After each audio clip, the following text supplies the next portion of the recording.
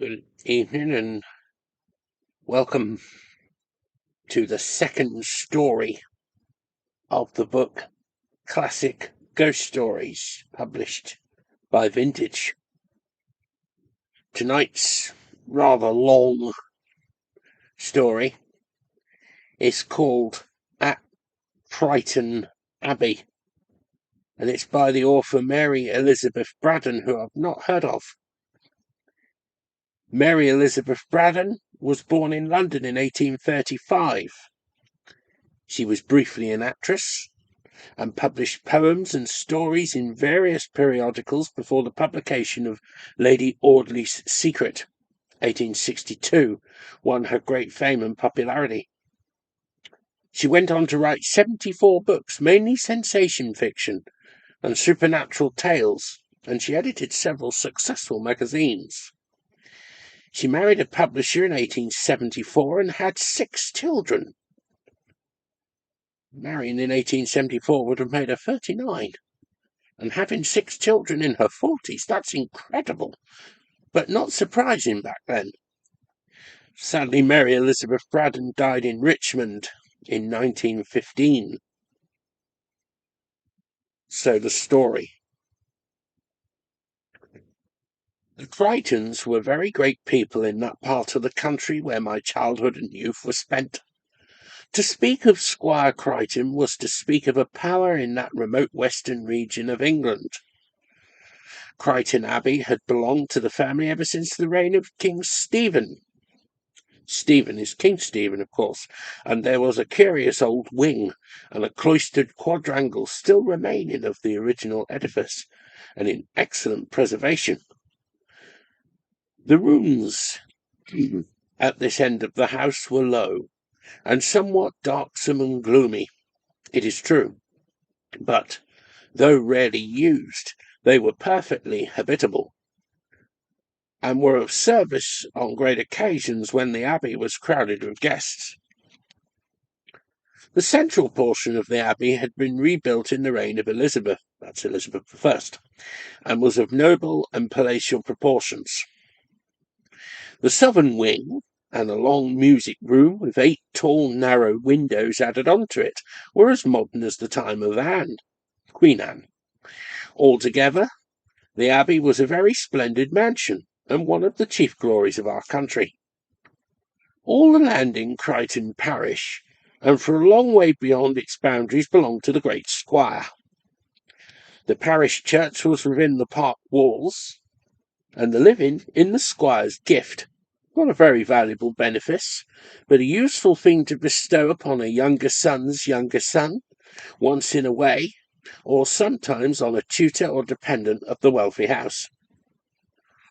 I was a Chrighton, and my father, a distant cousin of the reigning squire, had been rector of Chrighton parish. His death left me utterly unprovided for, and I was fain to go out into the bleak unknown world and earn my living in a position of dependence. A dreadful thing for a Chrighton to be obliged to do. Out of respect for the traditions and prejudices of my race, I made it my business to seek employment abroad, where the degradation of one solitary Chrighton was not so likely to inflict shame upon the ancient house to which I belonged.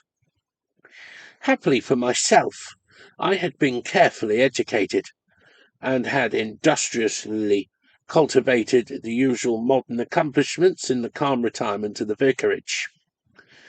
I was so fortunate as to obtain a situation at Vienna, in a German family of high rank, and here I remained 7 years, laying aside year by year a considerable portion of my liberal salary. When my pupils had grown up, my kind mistress procured me a still more profitable position at St. Petersburg, where I remained 5 more years, at the end of which time I yielded to a yearning that had been long growing upon me, an ardent desire to see my dear old country home once more. I had no very near relations in England. My mother had died some years before my father. My only brother was far away in the Indian civil service. Sister I had none. But I was a Chrighton, and I loved the stall from which I had sprung. I was sure, moreover, of a warm welcome from friends who had loved and honoured my father and mother, and I was still further encouraged to treat myself to this holiday by the very cordial letters I had from time to time received from the squire's wife, a noble, warm-hearted woman, who fully approved the independent course I had taken, and who had ever shown herself my friend. In all her letters for some time past, Mrs. Chrighton begged that, whenever I felt myself justified in coming home, I would pay a long visit to the Abbey. "I wish you could come at Christmas," she wrote in the autumn of the year of which I am speaking. "We shall be very gay, that's happy, in the old term, and I expect all kinds of pleasant people at the Abbey. Edward is to be married early in the spring, much to his father's satisfaction, for the match is a good and appropriate one.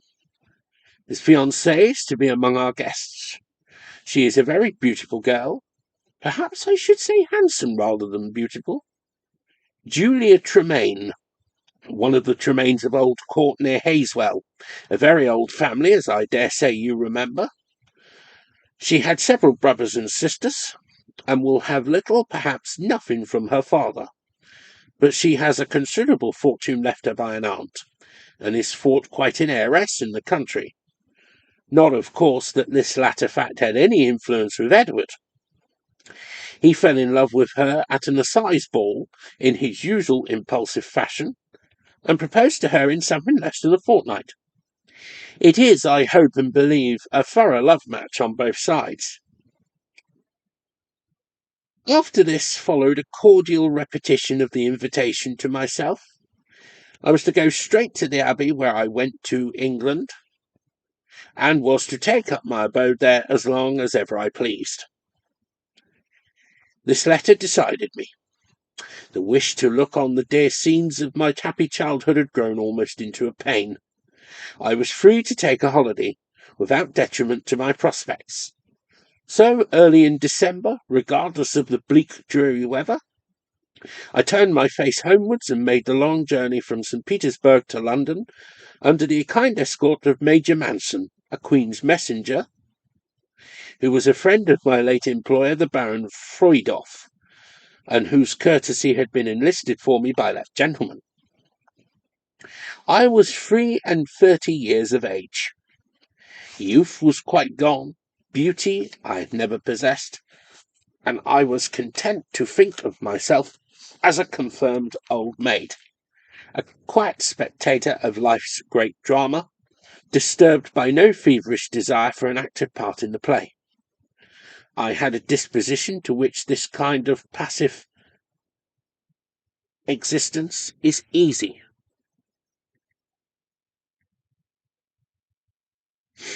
There was no wasting fire in my veins.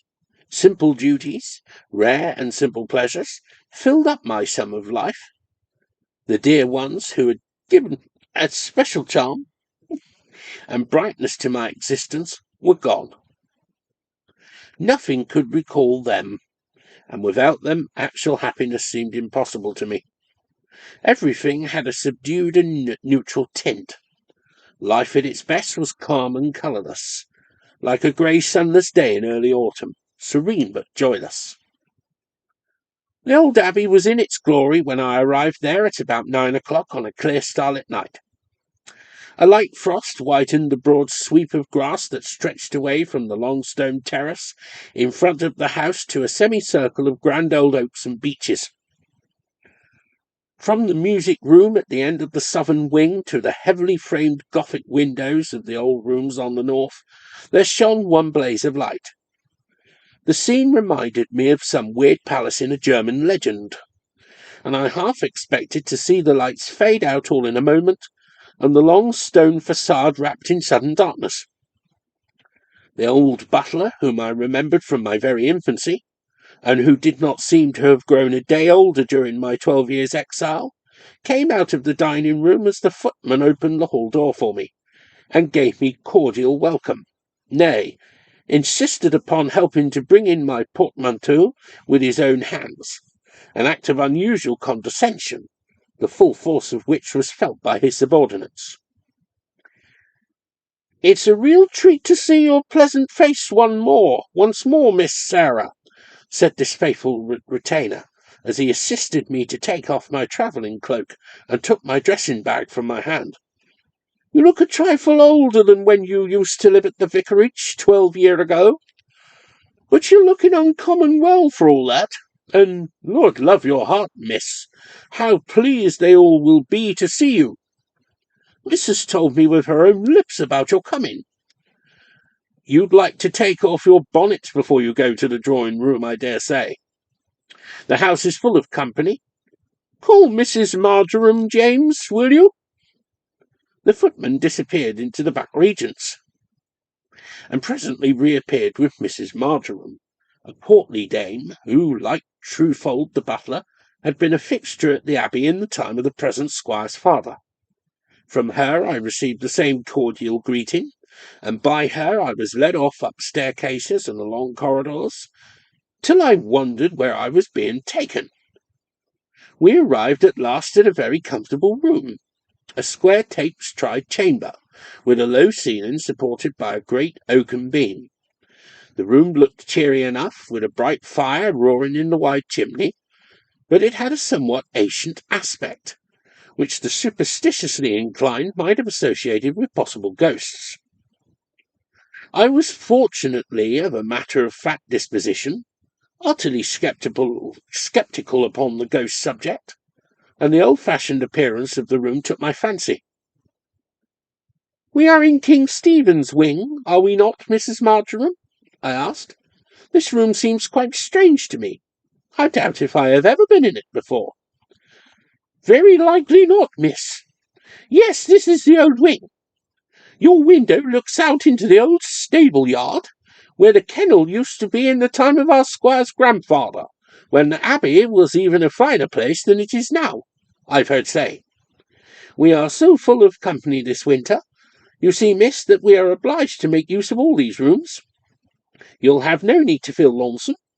There's Captain and Mrs. Cranwick in the next room to this, and the two Miss Newports in the blue room opposite." "My dear good Marjoram, I like my quarters excessively, and I quite enjoy the idea of sleeping in a room that was extant in the time of Stephen, when the Abbey really was an abbey. I dare say some grave old monk has worn these boards with his devout knees." The old woman stared dubiously, with the air of a person who had small sympathy with monkish times, and begged to be excused for leaving me. She had so much on her hands just now. There was coffee to be sent in, and she doubted if the still-room maid would manage matters properly if she, Mrs. Marjoram, were not at hand to see that things were right. "You've only to ring your bell, miss, and Susan will attend to you.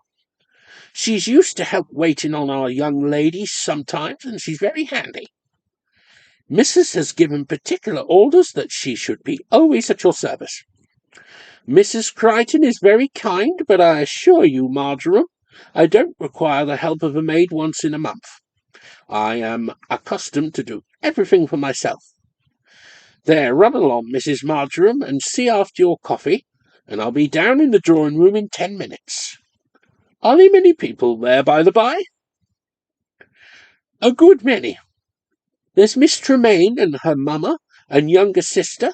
Of course you've heard all about the marriage. Such a handsome young lady, rather too proud for my liking. But the Tremaines always were a proud family, and this one's an heiress. Mr. Edward is so fond of her, thinks the ground is scarcely good enough for her to walk upon, I do believe, and somehow I can't help wishing he'd chosen someone else, someone who would have thought more of him, and who would not take all his attentions in such a cool, off-hand way. But of course it isn't my business to say such things, and I wouldn't venture upon it to any one but you, Miss Sarah." She told me that I would find dinner ready for me in the breakfast-room, and then bustled off, leaving me to my toilet.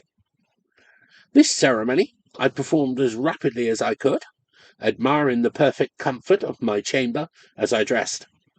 Every modern appliance had been added to the sombre and ponderous furniture of an age gone by, and the combination produced a very pleasant effect. Perfume bottles of ruby-coloured bohemian glass, china brush trays and ring stands brightened the massive oak dressing table. A low, luxurious, chintz-covered easy-chair of the Victorian era stood before the hearth. A dear little writing table of polished maple was placed conveniently near it, and in the background the tapestried walls loomed duskily, as they had done hundreds of years before my time. I had no leisure for dreamy musings on the past. However provocative though the chamber might be of such thoughts, I arranged my hair in its usual simple fashion, and put on a dark grey silk dress, trimmed with some fine old black lace that had been given to me by the Baroness, an unobtrusive demi-toilette, adapted to any occasion. I tied a massive gold cross, an ornament that had belonged to my dear mother, round my neck, with a scarlet ribbon, and my costume was complete. One glance at the looking-glass convinced me that there was nothing dowdy in my appearance, and then I hurried along the corridor and down the staircase to the hall, where Truefold received me and conducted me to the breakfast-room, in which an excellent dinner awaited me. I did not waste much time over this repast, although I had eaten nothing all day, for I was anxious to make my way to the drawing-room. Just as I had finished, the door opened, and Mrs. Chrighton sailed in, looking superb in a dark green velvet dress richly trimmed with old point lace. She had been a beauty in her youth, and as a matron was still remarkably handsome. She had above all a charm of expression which to me was rarer and more delightful than her beauty of feature and complexion. She put her arms round me and kissed me affectionately. "I have only this moment been told of your arrival, my dear Sarah," she said, "and I find you have been in the house half an hour. What must you have thought of me?" "What can I think of you, except that you are all goodness, my dear Fanny?" I assume Fanny means Frances, of course. Frances. "I did not expect you to leave your guests to receive me, and am really sorry that you have done so. I need no ceremony to convince me of your kindness." "But, my dear child, it is not a question of ceremony. I have been looking forward so anxiously to your coming, and I should not have liked to see you for the first time before all those people. Give me another kiss, that's a darling. Welcome to Chrighton. Remember, Sarah, this house is always to be your home, whenever you have need of one. My dear cousin, and you are not ashamed of me, who have eaten the bread of strangers?" "Ashamed of you? No, my love.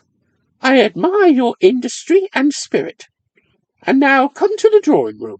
The girls will be so pleased to see you, and I to see them. They were quite little things when I went away, romping in the hayfields in their short white frocks, and now I suppose they are handsome young women." "They are very nice-looking. Not as handsome as their brother. Edward is really a magnificent young man. I do not think my maternal pride is guilty of any gross exaggeration when I say that." "And Miss Tremaine?" I said. "I am very curious to see her." I fancied a faint shadow came over my cousin's face as I mentioned this name. "Miss Tremaine? Yes, you cannot fail to admire her," she said rather thoughtfully. She drew my hand through her arm and led me to the drawing-room, a very large room, with a fireplace at each end, brilliantly lighted tonight and containing about 20 people, scattered about in little groups and all seeming to be talking and laughing merrily. Mrs. Chrighton took me straight to one of the fireplaces, beside which 2 girls were sitting on a low sofa, while a young man of something more than 6 feet high stood near them, with his arm resting on the broad marble slab of the mantelpiece.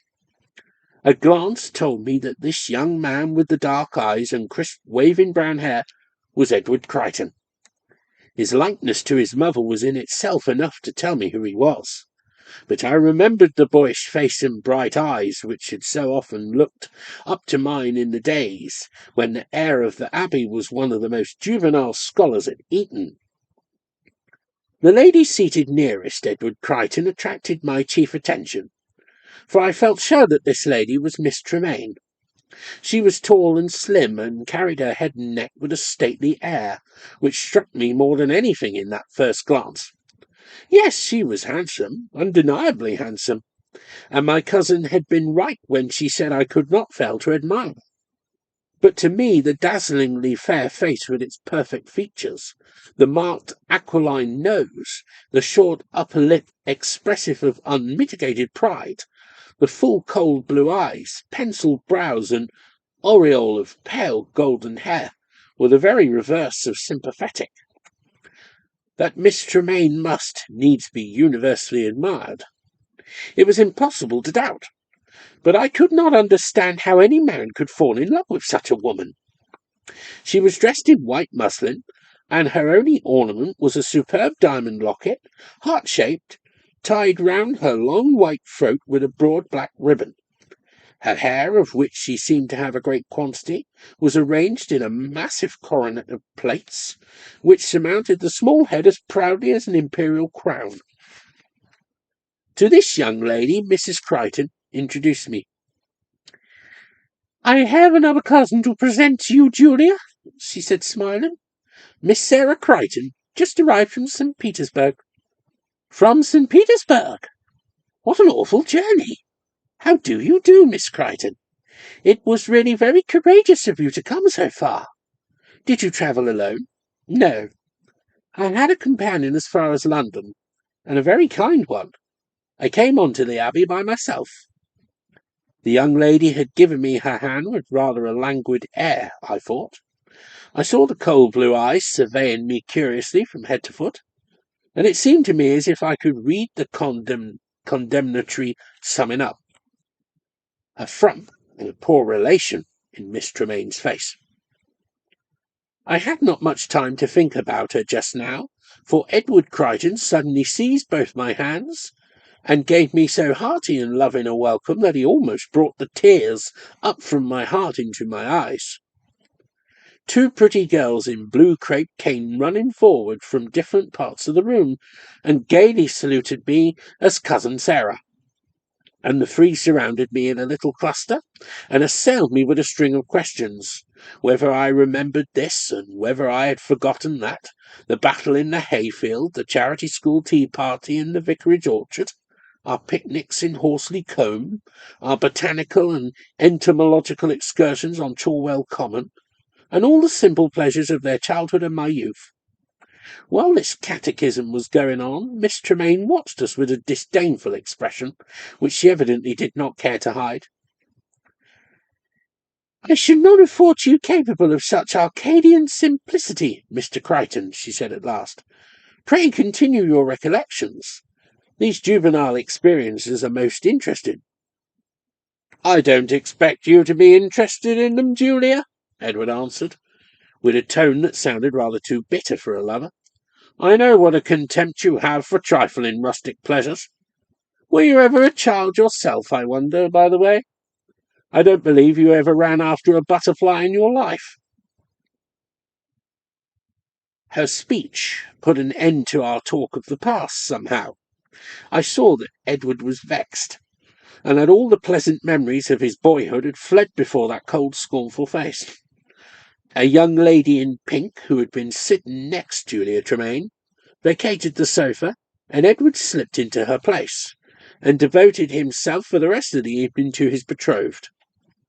I glanced at his bright, expressive face now, and then, as he talked to her, and could not help wondering what charm he could discover in one who seemed to me so unworthy of him. It was midnight when I went back to my room in the north wing, thoroughly happy in the cordial welcome that had been given me. I rose early next morning, for early rising had long been habitual to me, and drawing back the damask curtain that sheltered my window, looked out at the scene below. I saw a stable yard, a spacious quadrangle surrounded by the closed doors of stables and dog kennels, low massive buildings of grey stone with the ivy creeping over them here and there, and with an ancient moss-grown look that gave them a weird kind of interest in my eyes. This range of stabling must have been disused for a long time. I fancied. The stables now in use were a pile of handsome red brick buildings at the other extremity of the house, to the rear of the music room, and forming a striking feature in the back view of the Abbey.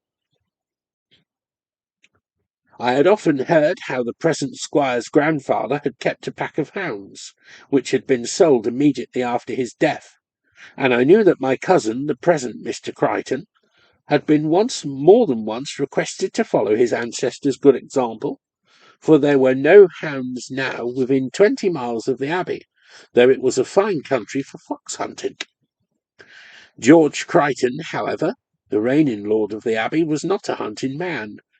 He had indeed a secret horror of the sport, for more than one scion of the house had perished untimely in the hunting field.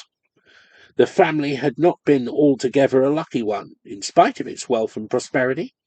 It was not often that the goodly heritage had descended to the eldest son. Death in some form or other, on too many occasions a violent death, had come between the heir and his inheritance. And when I pondered on the dark pages in the story of the house, I used to wonder whether my cousin Fanny was ever troubled by morbid forebodings about her only and fondly loved son. Was there a ghost at Chrighton, that spectral visitant without which the state and splendour of a grand old house seemed scarcely complete? Yes, I had heard vague hints of some shadowy presence that had been seen on rare occasions within the precincts of the Abbey, but I had never been able to ascertain what shape it bore. Those whom I questioned were prompt to assure me that they had seen nothing. They had heard stories of the past, foolish legends, most likely, not worth listening to. Once, when I had spoken of the subject to my cousin George, he told me angrily never again to let him hear any allusion to that folly from my lips. That December passed merrily. The old house was full of really pleasant people, and the brief winter days were spent in one unbroken round of amusement and gaiety. To me, the old familiar English country house life was a perpetual delight. To feel myself amongst kindred and unceasing pleasure, I could not have believed myself capable of being so completely happy. I saw a great deal of my cousin Edward, and I think he contrived to make Miss Tremaine understand that, to please him, she must be gracious to me. She certainly took some pains to make herself agreeable to me, and I discovered that, in spite of that proud, disdainful temper, which she so rarely took the trouble to conceal, she was really anxious to gratify her lover. Their courtship was not altogether a halcyon period. They had frequent quarrels, the details of which Edward's sisters Sophie and Agnes delighted to discuss with me. It was the struggle of two proud spirits for mastery, but my cousin Edward's pride was of the nobler kind, the lofty scorn of all things mean, a pride that does not ill become a generous nature. To me he seemed all that was admirable, and I was never tired of hearing his mother praise him. I think my cousin Fanny knew this, and that she used to confide in me as fully as if I had been her sister. "I dare say you can see I am not quite so fond as I should wish to be of Julia Tremaine," she said to me one day, "but I am very glad that my son is going to marry. My husband's has not been a fortunate family, you know, Sarah. The eldest sons have been wild and unlucky for generations past, and when Edward was a boy I used to have many a bitter hour, dreading what the future might bring forth. Thank God he has been, and is, all that I can wish.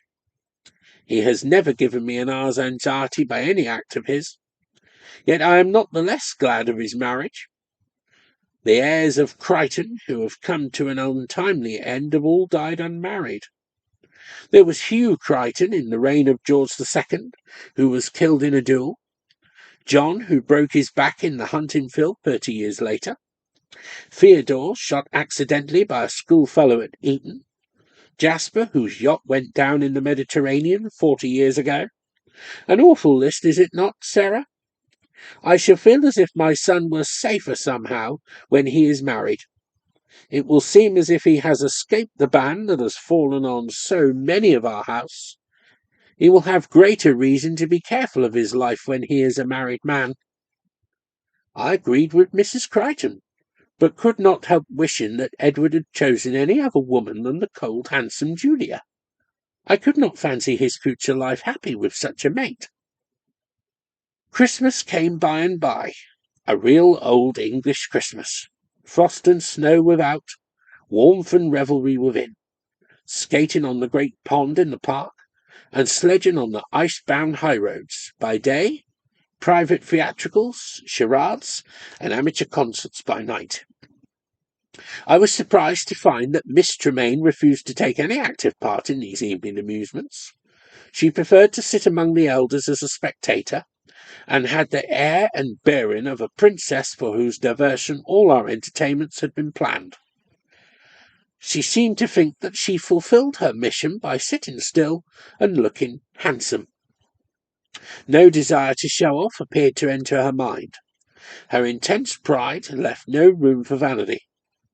Yet I knew that she could have distinguished herself as a musician if she had chosen to do so, for I had heard her sing and play in Mrs. Chrighton's morning room, when only Edward, his sisters, and myself were present, and I knew that both as a vocalist and a pianist she excelled all our guests. The two girls and I had many a happy morning and afternoon, going from cottage to cottage in a pony carriage, laden with Mrs. Chrighton's gifts to the poor of her parish. There was no public formal distribution of blanketing and coals, but the wants of all were amply provided for in a quiet, friendly way. Agnes and Sophie, aided by an indefatigable maid, the rector's daughter, and one or two other young ladies, had been at work for the last 3 months making smart, warm frocks and useful undergarments for the children of the cottagers, so that on Christmas morning every child in the parish was arrayed in a complete set of new garments. Mrs. Chrighton had an admirable faculty of knowing precisely what was most wanted in every household, and our pony carriage used to convey a varied collection of goods, every parcel directed in the firm free hand of the châtelaine of the Abbey. Edward used sometimes to drive us on these expeditions, and I found that he was eminently popular among the poor of Chrighton parish. He had such an airy, pleasant way of talking to them, a manner which set them at their ease at once. He never forgot their names or relationships, or wants or ailments, had a packet of exactly the kind of tobacco each man liked best always ready in his coat pockets, and was full of jokes which may not have been particularly witty, but which used to make the small low-roofed chambers ring with hearty laughter. Miss Tremaine coolly declined any share in these pleasant duties.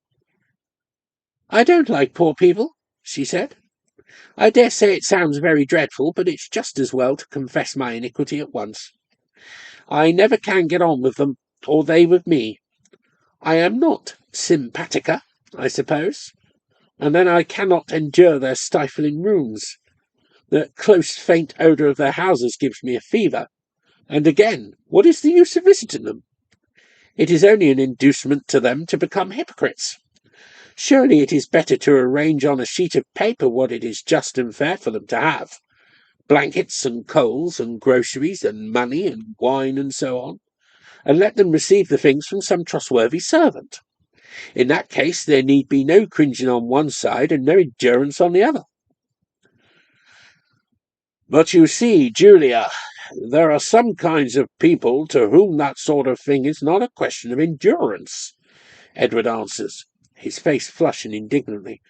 "People who like to share in the pleasure they give, who like to see the poor, careworn faces lighted up with sudden joy, who like to make these sons of the soil feel that there is some friendly link between themselves and their masters, some point of union between the cottage and the great house. There is my mother, for instance. All these duties which you think so tiresome are to her an unfailing delight. There will be a change, I'm afraid, Julia, when you are mistress of the Abbey." "You have not made me that yet," she answered, "and there is plenty of time for you to change your mind, if you do not think me suited for the position. I do not pretend to be like your mother. It is better that I should not affect any feminine virtues which I do not possess. After this, Edward insisted on driving our pony carriage almost every day, leaving Miss Tremaine to find her own amusement, and I think this conversation was the beginning of an estrangement between them, which became more serious than any of their previous quarrels had been. Miss Tremaine did not care for sledging or skating or billiard playing. She had none of the fast tendencies which have become so common lately. She used to sit in one particular bow window of the drawing-room all the morning, working a screen in Berlin wool and beads, assisted and attended by her younger sister Laura, who was a kind of slave to her, a very colourless young lady in mind, capable of no such thing as an original opinion, and in person a pale replica of her sister. Had there been less company in the house, the breach between Edward Chrighton and his betrothed must have become notorious. But with a house so full of people, all bent on enjoying themselves, I doubt if it was noticed. On all public occasions, my cousin showed himself attentive and apparently devoted to Miss Tremaine. It was only I and his sisters who knew the real state of affairs. I was surprised, after the young lady's total repudiation of all benevolent sentiments, when she beckoned me aside one morning and slipped a little purse of gold, 20 sovereigns, into my hand. "I shall be very much obliged if you will distribute that among your cottagers today, Miss Chrighton," she said. "Of course I should like to give them something. It's only the trouble of talking to them that I shrink from, and you are just the person for an almoner. Don't mention my little commission to anyone, please." "Of course I may tell Edward," I said, for I was anxious that he should know his betrothed was not as hard-hearted as she had appeared. "To him least of all," she answered eagerly. "You know that our ideas vary on that point. He would think I gave the money to please him. Not a word, pray, Miss Chrighton." I submitted, and distributed my sovereigns quietly with the most careful exercise of my judgment. So Christmas came and passed. It was the day after the great anniversary, a very quiet day for the guests and family at the Abbey, but a grand occasion for the servants who were to have their annual ball in the evening, a ball to which all the humbler class of tenantry were invited. The frost had broken up suddenly, and it was a thorough wet day, a depressing kind of day for any one whose spirits are liable to be affected by the weather, as mine are. I felt out of spirits for the first time since my arrival at the Abbey. No one else appeared to feel the same influence. The elder lady sat in a wide semicircle round one of the fireplaces in the drawing-room. A group of merry girls and dashing young men chatted gaily before the other. From the billiard-room there came the frequent clash of balls and cheery peals of stentorian laughter. I sat in one of the deep windows, half hidden by the curtains, reading a novel, one of a boxful that came from town every month. If the picture within was bright and cheerful, the prospect was dreary enough without. The fairy forest of snow-wreathed trees, the white valleys and undulating banks of snow had vanished, and the rain dripped slowly and sullenly upon a darksome expanse of sodden grass and a dismal background of leafless timber. The merry sound of the sledge bells no longer enlivened the air. All was silence and gloom. Edward Chrighton was not amongst the billiard players. He was pacing the drawing-room to and fro from end to end, with an air that was at once moody and restless. "Thank heaven, the frost has broken up at last," he exclaimed, stopping in front of the window where I sat. He had spoken to himself, quite unaware of my close neighbourhood. Unpromising as his aspect was just then, I ventured to accost him. "What bad taste to prefer such weather as this to frost and snow," I answered. "The park looked enchanting yesterday, a real scene from fairyland, and only look at it today." "Oh, yes, of course. From an artistic point of view, the snow was better. The place does look something like the great dismal swamp today, but I am thinking of hunting, and that confounded frost made a day's sport impossible. We are in for a spell of mild weather now, I think. But you are not going to hunt, are you, Edward? Indeed I am, my gentle cousin, in spite of that frightened look in your amiable countenance. I thought there were no hounds hereabouts. Nor are there, but there is as fine a pack as any in the country, the Delborough hounds, 25 miles away. And you are going 25 miles for the sake of a day's run? I would travel 40, 50, 100 miles for that same diversion.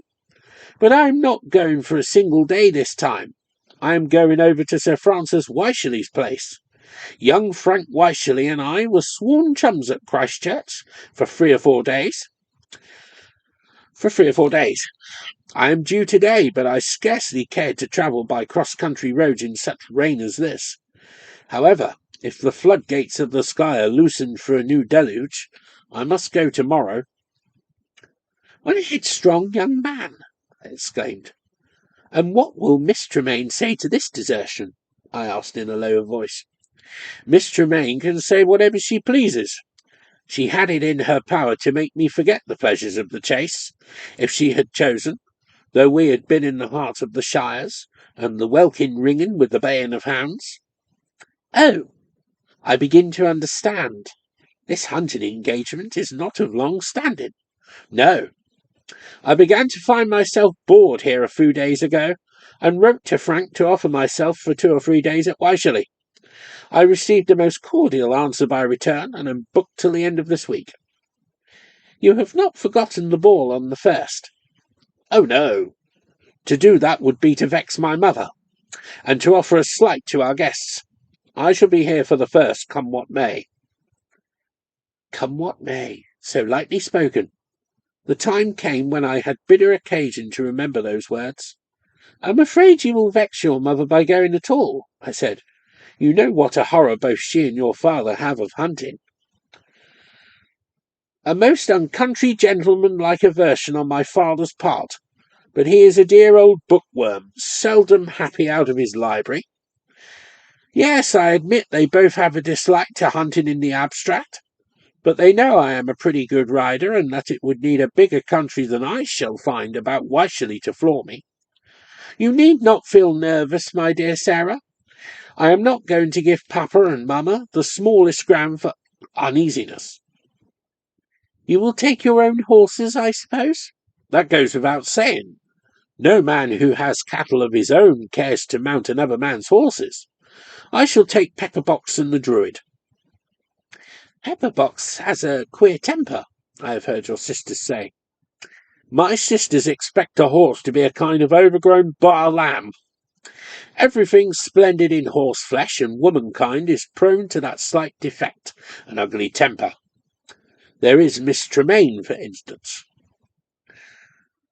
I shall take Miss Tremaine's part. I believe it is you who are in the wrong in the matter of this estrangement, Edward. Do you? Well, wrong or right, my cousin, until the fair Julia comes to me with sweet looks and gentle words, we can never be what we have been. You will return from your hunting expedition in a softer mood, I answered. That is to say, if you persist in going. But I hope and believe you will change your mind. Such a change is not within the limits of possibility, Sarah. I am fixed as fate. He strolled away, humming some gay hunting song as he went. I was alone with Mrs. Chrighton later in the afternoon, and she spoke to me about this intended visit to Wycherley. Edward has set his heart upon it evidently, she said regretfully, and his father and I have always made a point of avoiding anything that could seem like domestic tyranny. Our dear boy is such a good son that it would be very hard if we came between him and his pleasures. You know what a morbid horror my husband has of the dangers of the hunting field, and perhaps I am almost as weak-minded. But in spite of this, we have never interfered with Edward's enjoyment of a sport which he is passionately fond of, and hitherto, thank God, he has escaped without a scratch. Yet I have had many a bitter hour, I can assure you, my dear, when my son has been away in Leicestershire, hunting 4 days a week. He rides well, I suppose. Superbly.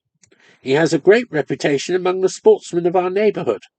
I dare say when he is master of the Abbey he will start a pack of hounds and revive the old days of his great-grandfather Meredith Chrighton.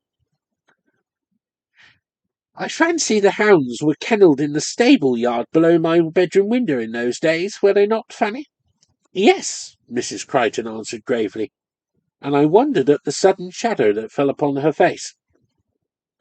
I went up to my room earlier than usual that afternoon, and I had a clear hour to spare before it would be time to dress for the 7 o'clock dinner.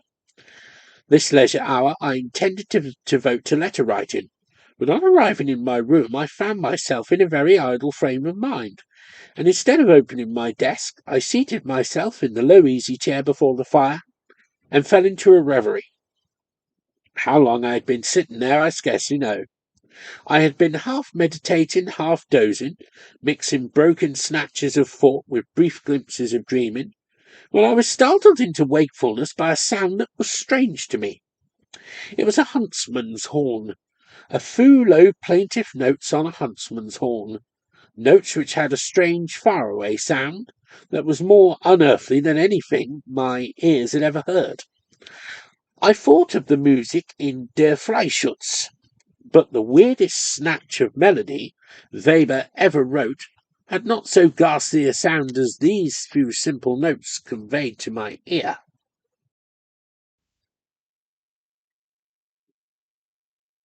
I stood transfixed, listening to that awful music. Huh. It had grown dusk, my fire was almost out, and the room in shadow. As I listened, a light flashed suddenly on the wall before me. The light was as unearthly as the sound, a light that never shone from earth or sky.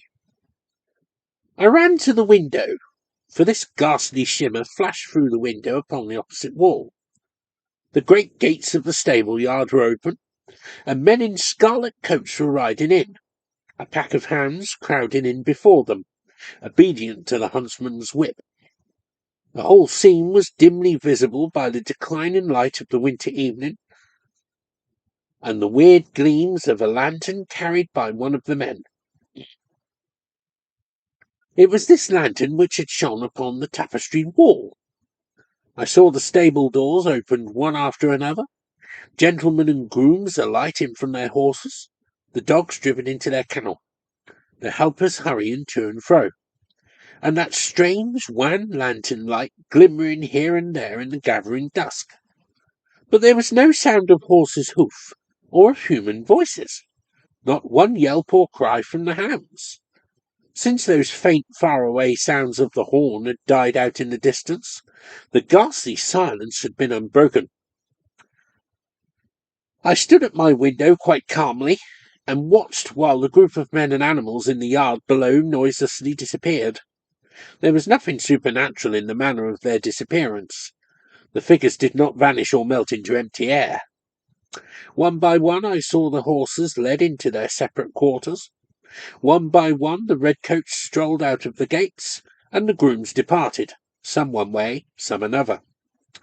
The scene, but for its noiselessness, was natural enough, and had I been a stranger in the house, I might have fancied that those figures were real, those stables in full occupation.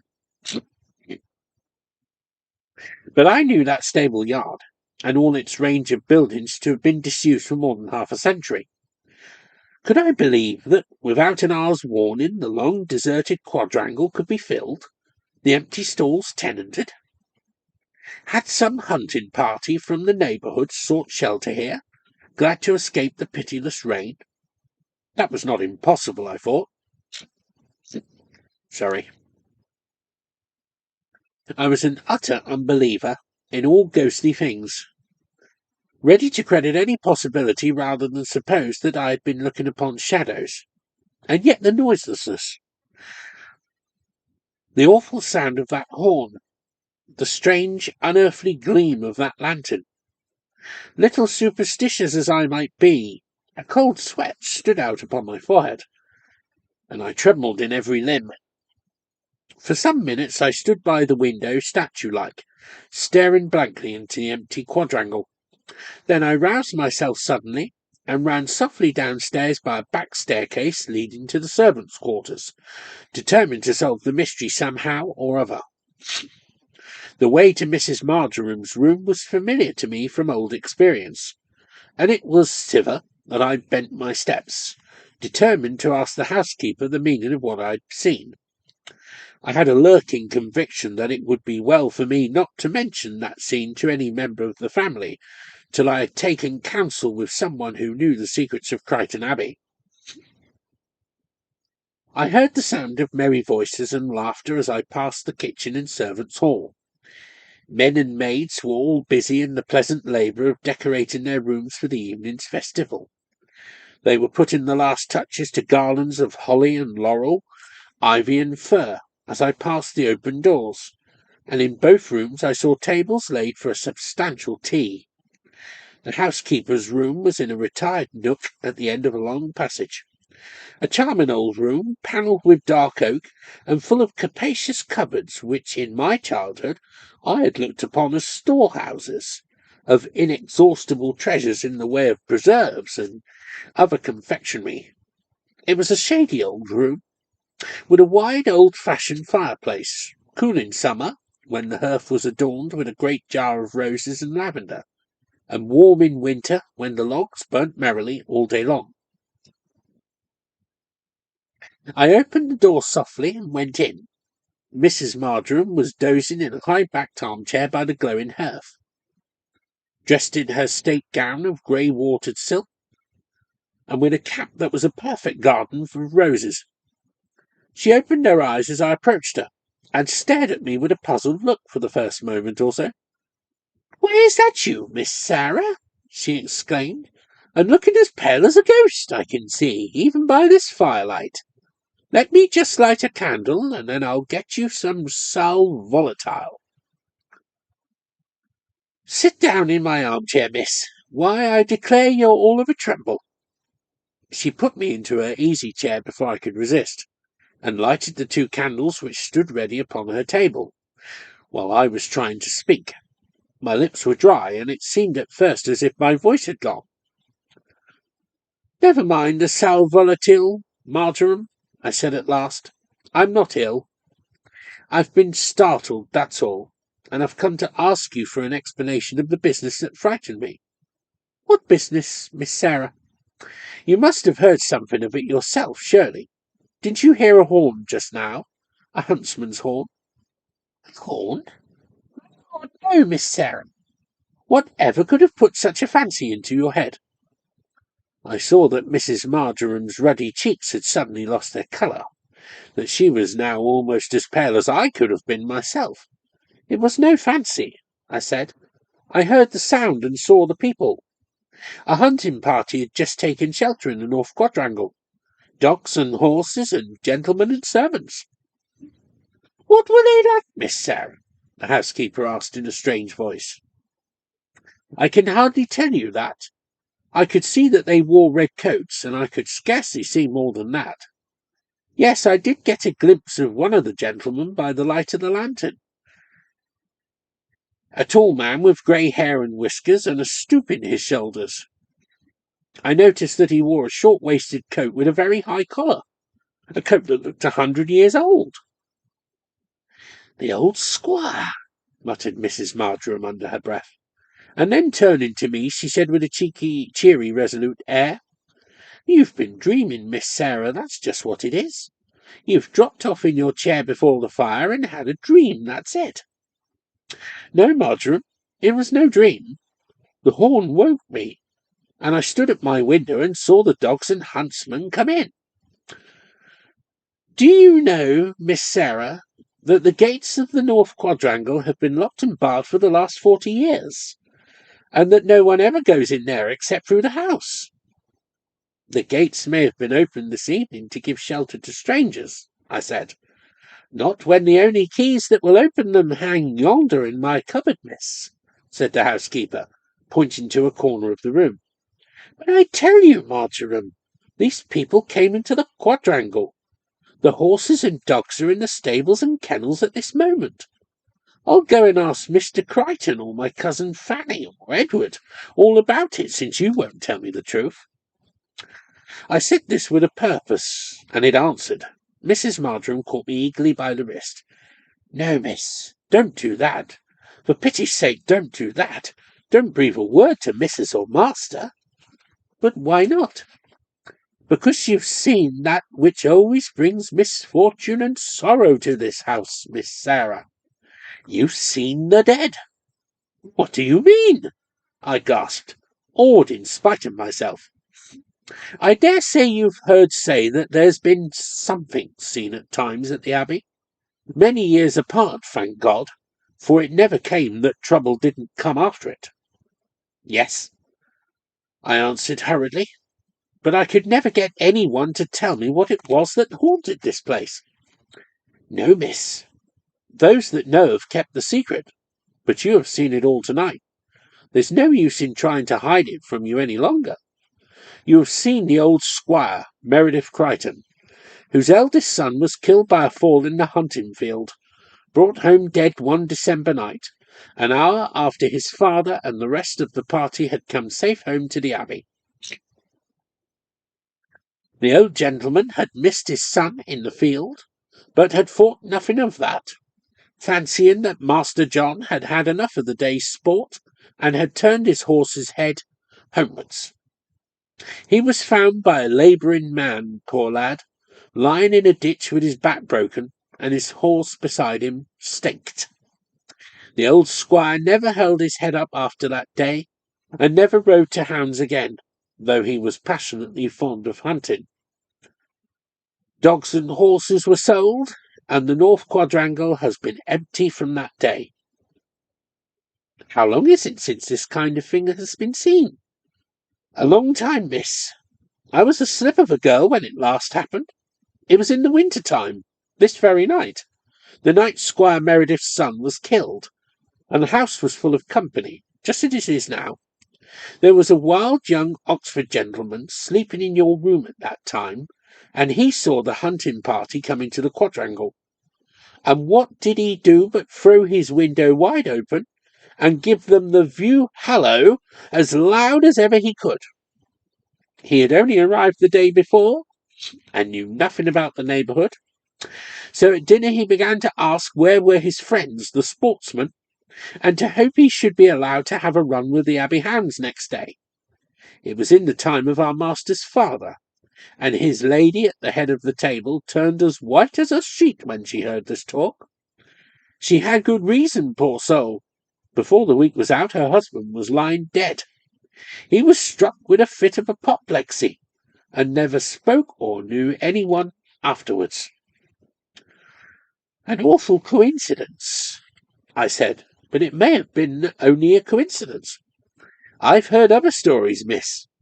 Heard them from those that wouldn't deceive, all proving the same thing, that the appearance of the old squire in his pack is a warning of death to this house."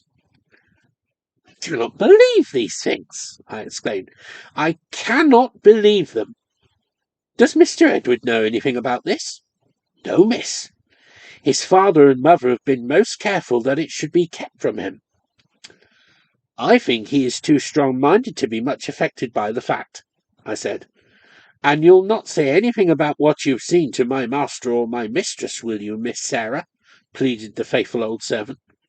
"The knowledge of it would be sure to make them nervous and unhappy, and if evil is to come upon this house, it isn't in human power to prevent its coming." "God forbid that there is any evil at hand," I answered. "I am no believer in visions or omens. After all, I would sooner fancy that I was dreaming with my eyes open as I stood at the window, than that I beheld the shadows of the dead." Mrs. Marjoram sighed and said nothing. I could see that she believed firmly in the phantom hunt. I went back to my room to dress for dinner. However rationally I might try to think of what I had seen, its effect upon my mind and nerves was not the less powerful. I could think of nothing else, and a strange, morbid dread of coming misery weighted me down like an actual burden. There was a very cheerful party in the drawing-room when I went downstairs, and at dinner the talk and laughter were unceasing.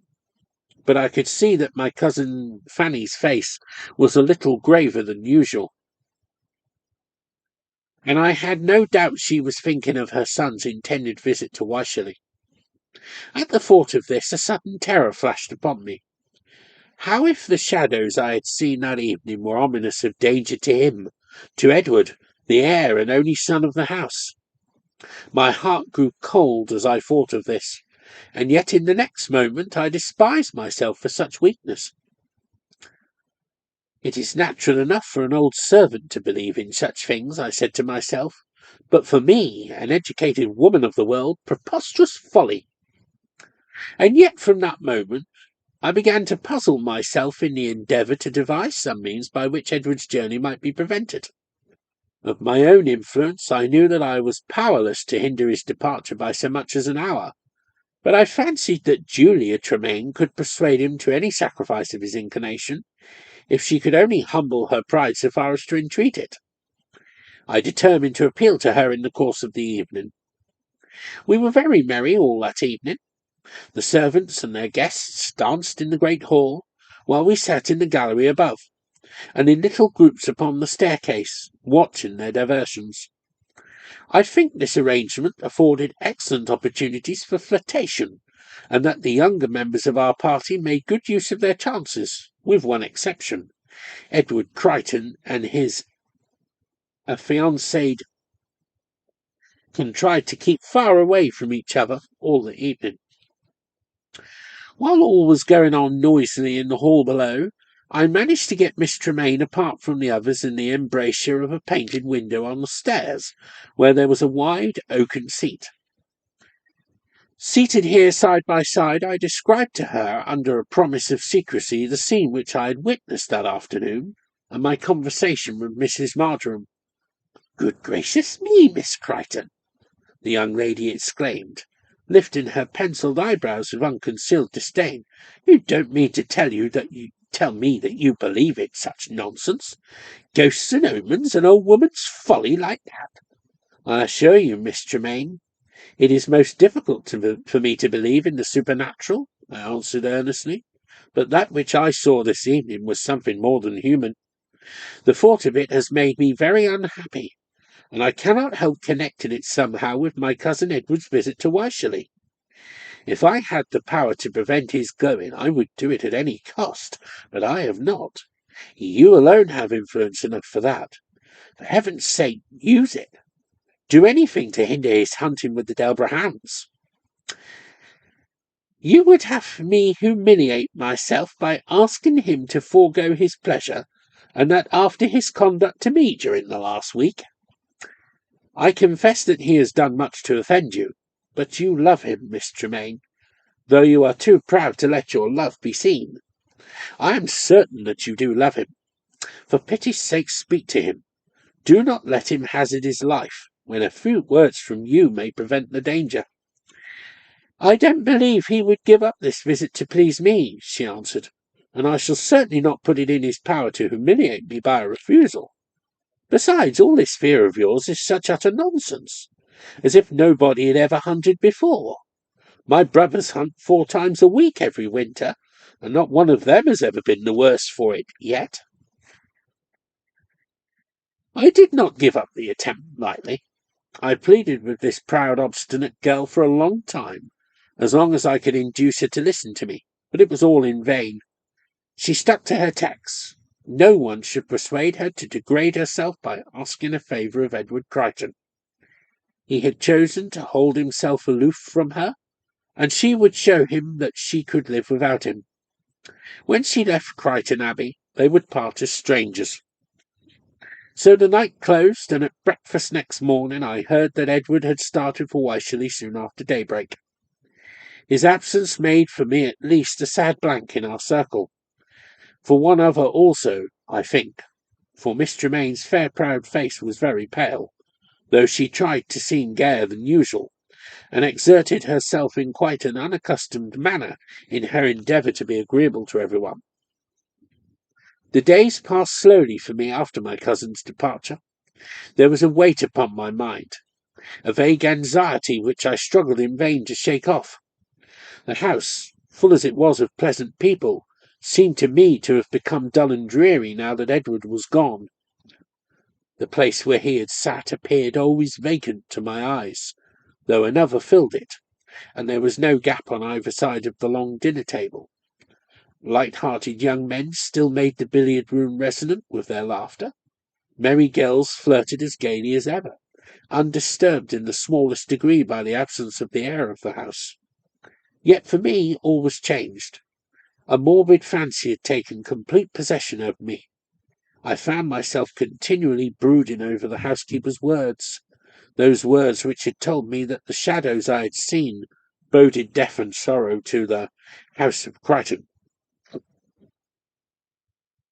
My cousins, Sophie and Agnes, were no more concerned about their brother's welfare than were their guests.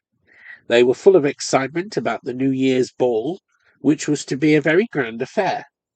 Every one of importance within 50 miles was to be present. Every nook and corner of the Abbey would be filled with visitors coming from a great distance, while others were to be billeted upon the better class of tenantry round about. Altogether, the organisation of this affair was no small business, and Mrs. Chrighton's mornings were broken by discussions with the housekeeper, messages from the cook, interviews with the head gardener on the subject of floral decorations, and other details which, all alike, demanded the attention of the chatelaine herself. With these duties, and with the claims of her numerous guests, my cousin Fanny's time was so fully occupied that she had little leisure to indulge in anxious feelings about her son, whatever secret uneasiness may have been lurking in her maternal heart. As for the master of the Abbey, he spent so much of his time in the library, where, under the pretext of business with his bailiff, he read Greek, that it was not easy for anyone to discover what he did feel. Once, and once only, I heard him speak of his son in a tone that betrayed an intense eagerness for his return. The girls were to have new dresses from a French milliner in Wigmore Street, and as the great event drew near, bulky packages of millinery were continually arriving, and feminine consultations and expositions of finery were being held all day long in bedrooms and dressing-rooms with closed doors. Thus, with a mind always troubled by the same dark, shapeless foreboding, I was perpetually being called upon to give an opinion about pink tulle and lilies of the valley, or May silk and apple blossoms. New Year's morning came at last, after an interval of abnormal length, as it seemed to me. It was a bright, clear day, and almost spring-like sunshine lighting up the leafless landscape. The great dining-room was noisy with congratulations and good wishes, as we assembled for breakfast on this first morning of a new year, after having seen the old one but cheerily the night before. But Edward had not yet returned, and I missed him sadly. Some touch of sympathy drew me to the side of Julia Tremaine on this particular morning. I had watched her very often during the last few days, and I had seen that her cheek grew paler every day. Today her eyes had the dull, heavy look that betokens a sleepless night. Yes, I was sure that she was unhappy, that the proud, relentless nature suffered bitterly. "He must be home today," I said to her in a low voice as she sat in stately silence before an untasted breakfast. "Who must?" she answered, turning towards me with a cold, distant look. "My cousin Edward. You know he promised to be back in time for the ball." "I know nothing of Mr. Chrighton's intended movements," she said in her haughtiest tone, "but of course it is only natural that he should be here tonight.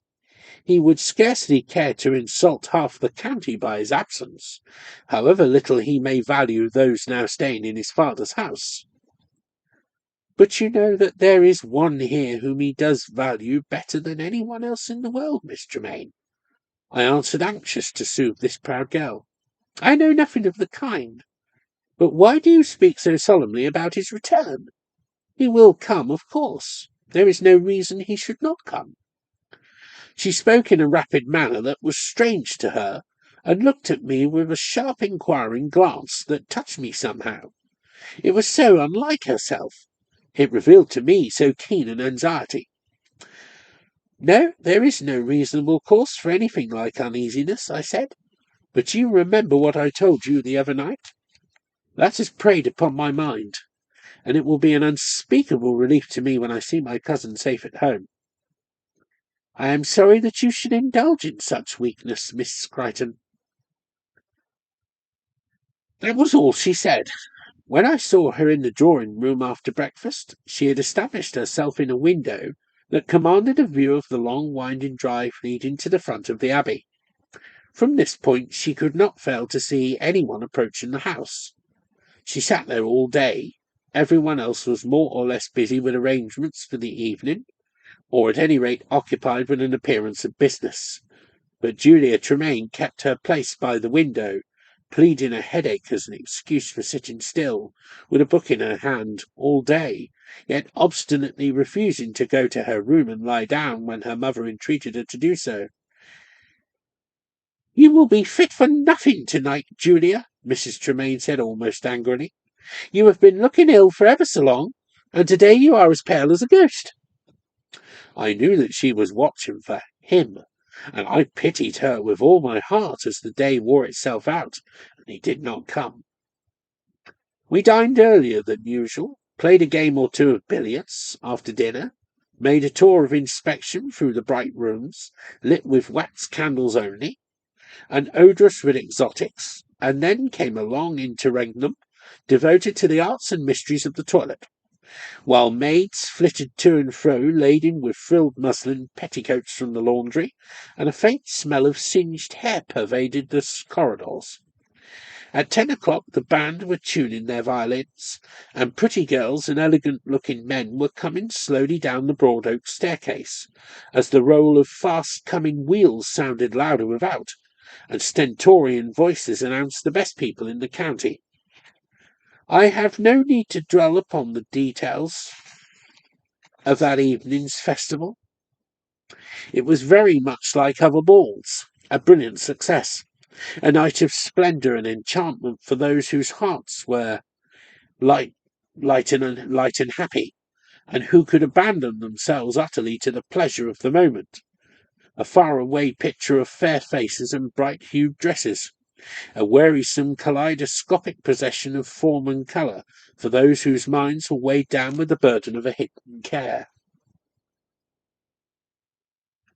For me, the music had no melody, the dazzling scene no charm. Hour after hour went by, supper was over, and the waltzers were enjoying those latest dances which always seem the most delightful, and yet Edward Chrighton had not appeared among us. There had been innumerable inquiries about him, and Mrs. Chrighton had apologized for his absence as best she might. Poor soul!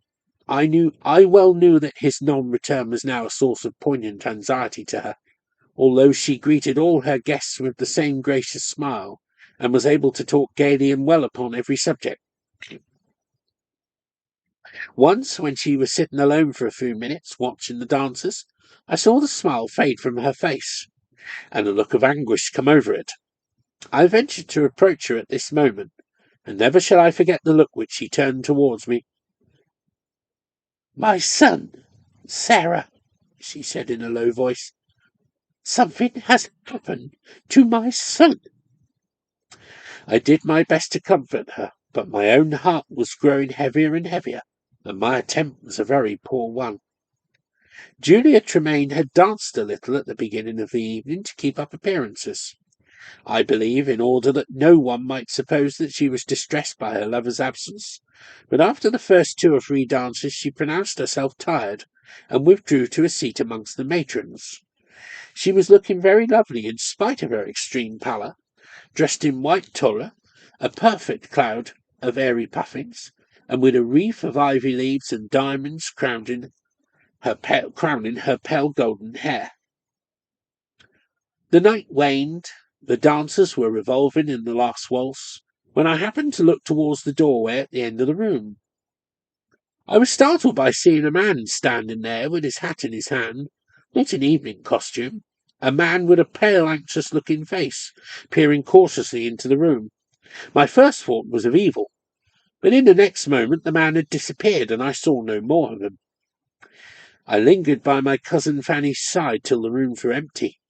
Even Sophie and Aggie had gone off to their own apartments, their airy dresses sadly dilapidated by a night's vigorous dancing. There were only Mr. and Mrs. Chrighton and myself in the long suite of rooms, where the flowers were drooping and the wax lights dying out one by one in the silver sconces against the walls. "I think the evening went off very well," Fanny said, looking rather anxiously at her husband, who was stretching himself and yawning with an air of intense relief. "Yes, the affair went off well enough, but Edward has committed a terrible breach of manners by not being here. Upon my word, the young men of the present day think of nothing but their own pleasures. I suppose that something especially attractive was going on at Wycherley today, and he couldn't tear himself away." "It is so unlike him to break his word," Mrs. Chrighton answered. "You are not alarmed, Frederick? You don't think that anything has happened? Any accident?" "What should happen? Ned is one of the best riders in the county. I don't think there's any fear of his coming to grief." "He might be ill." "Not he. He's a young Hercules.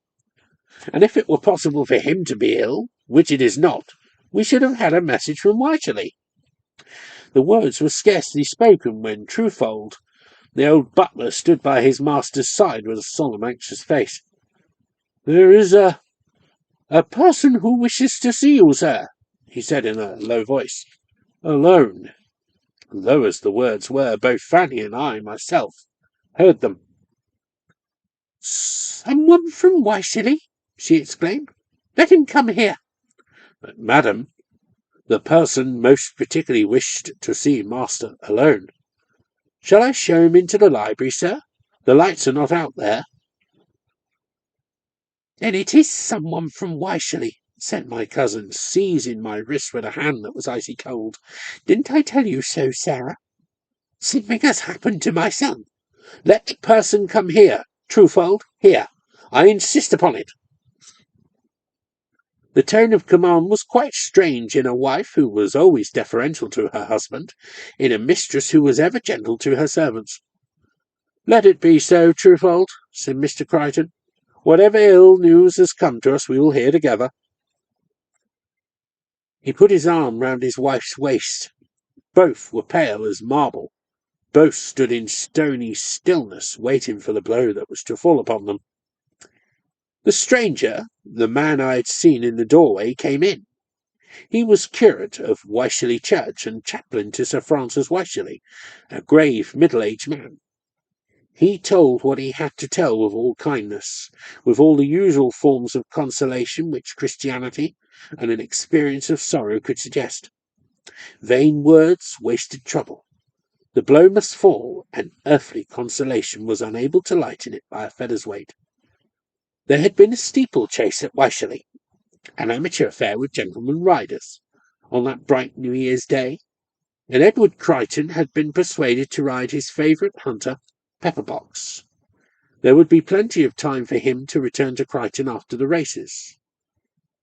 He had consented, and his horse was winning easily when, the last fence, a double one, with water beyond, Pepperbox balked his leap, and went over head foremost, flinging his rider over a hedge into a field close beside the course where there was a heavy stone roller. Upon this stone roller Edward Chrighton had fallen, his head receiving the full force of the concussion. All was told. It was while the curate was relating the fatal catastrophe that I looked round suddenly and saw Julia Tremaine standing a little way behind the speaker. She had heard all. She uttered no cry. She showed no signs of fainting, but stood calm and motionless, waiting for the end. I know not how that night ended. There seemed an awful calm upon us all. A carriage was got ready, and Mr. and Mrs. Chrighton started for Wycherley to look upon their dead son. He had died while they were carrying him from the course to Sir Francis's house. I went with Julia Tremaine to her room, and sat with her while the winter morning dawned slowly upon us. A bitter dawning. I have little more to tell. Life goes on, though hearts are broken. Upon Chrighton Abbey there came a dreary time of desolation. The master of the house lived in his library, shut from the outer world, buried almost as completely as a hermit in his cell. I have heard that Julia Tremaine was never known to smile to that day. She is still unmarried, and lives entirely at her father's country house, proud and reserved in her conduct to her equals, but a very angel of mercy and compassion amongst the poor of the neighbourhood. Yes, this haughty girl, who once declared herself unable to endure the hovels of the poor, is now a sister of charity in all but the robe. So does a great sorrow change the current of a woman's life. I have seen my cousin Fanny many times since that awful New Year's night, for I have always the same welcome at the Abbey. I have seen her calm and cheerful, doing her duty, smiling upon her daughter's children, the honoured mistress of a great household. But I know that the mainspring of life is broken, that for her there hath passed a glory from the earth, and that upon all the pleasures and joys of this world she looks with the solemn calm of one for whom all things are dark with the shadow of a great sorrow.